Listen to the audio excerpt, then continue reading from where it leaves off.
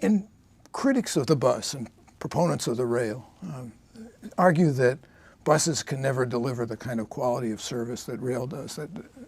And I think that's because what they have in mind is comparing buses operating in mixed traffic and streets with rail systems that are completely segregated from traffic and thus can achieve higher speeds.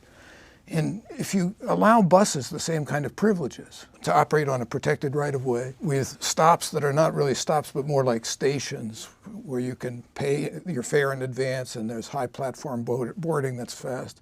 When you compare those kinds of systems with rail systems, the quality of the bus service is at least as good, if not better. Another myth about buses, which is the myth that they cost more to operate than rail systems. And the idea that people have in mind is that there's a 40-foot bus with one driver per 50 or 60 passengers max.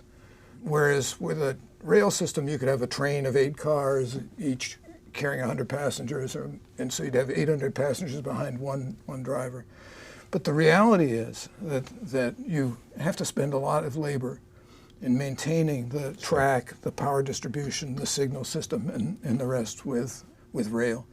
And if you're operating the buses on exclusive right-of-ways so that they can run rapidly, the productivity of the bus drivers is increased. You can have more point-to-point services because the vehicle is smaller. Right. I mean, what people say is a liability, a small vehicle behind one driver, is also an asset.